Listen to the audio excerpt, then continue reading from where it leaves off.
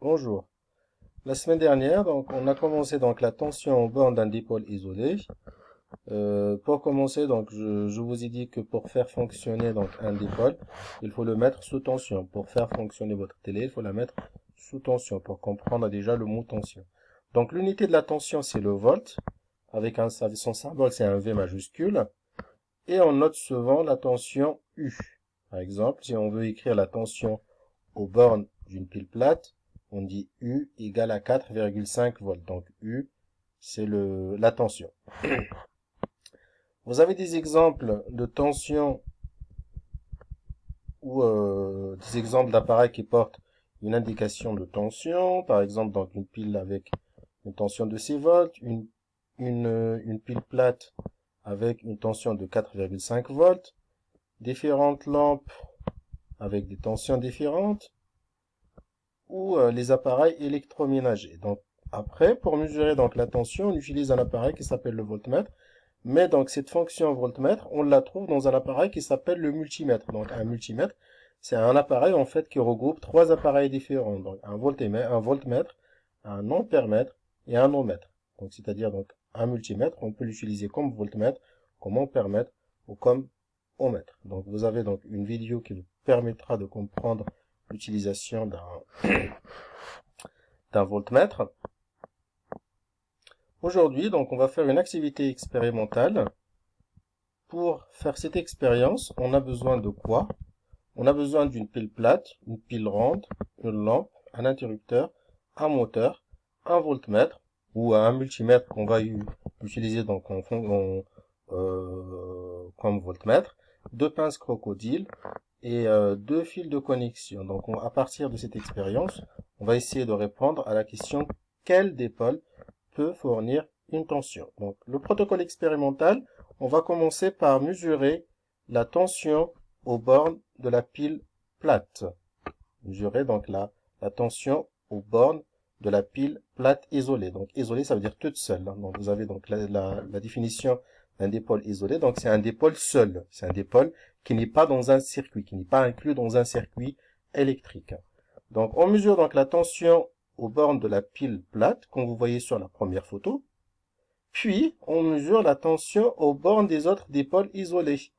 Donc, les dipôles isolés dont on a parlé dans la partie matérielle, c'est-à-dire donc, on a commencé par la mesure de la tension aux bornes d'une pile plate, puis on va mesurer la tension aux bornes d'une pile ronde, d'une lampe, d'un interrupteur et d'un moteur. Donc, vous voyez les photos, bien sûr,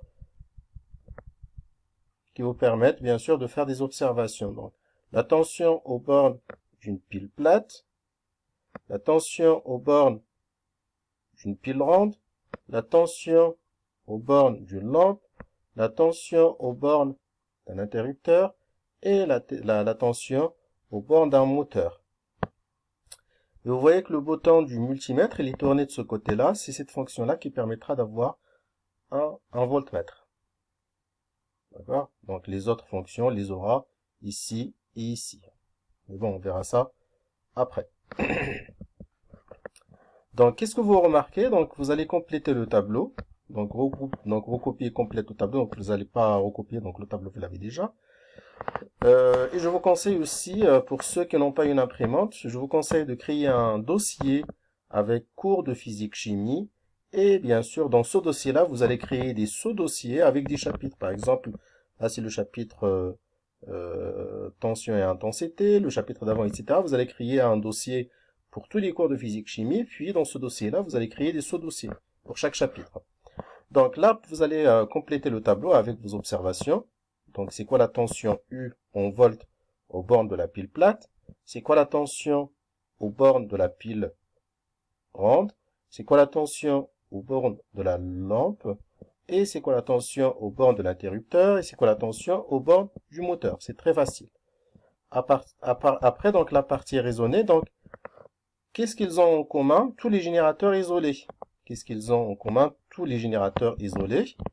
Et pour vous aider, donc un générateur, c'est un dispositif électrique qui permet de produire de l'énergie électrique. Donc c'est un dispositif qui permet de produire de l'énergie électrique. C'est ça un générateur. Donc vous allez Donc, bien sûr, donc observer. Donc, et là, donc vous allez donc essayer de faire donc la différence entre générateur et pas générateur. Donc, pour dire qu'est-ce qu'ils ont ces générateurs, qu'est-ce qu'il y a en commun, qu'est-ce qu'ils ont les générateurs en commun. Donc, comment distinguer un générateur isolé d'un autre dipôle isolé? Donc, vous allez donc, c'est-à-dire que là, vous avez parmi donc les dipôles utilisés, donc vous avez des générateurs et des pas générateurs, on va dire. Donc, pour répondre à la question, il faut être capable de dire ça c'est un générateur, ça c'est pas un générateur. Donc, comment distinguer un générateur isolé d'un autre dipôle isolé d'après l'expérience qu'on vient de résumer ou de faire en photo. Après, donc, conclure, la partie conclure. Dans un circuit, quel type de dipôle peut fournir une tension électrique? Donc, bien sûr, donc, quel type de dipôle parmi les dipôles utilisés peuvent fournir une tension? Et quel dipôle doit recevoir une tension électrique pour fonctionner? Voilà, bon courage.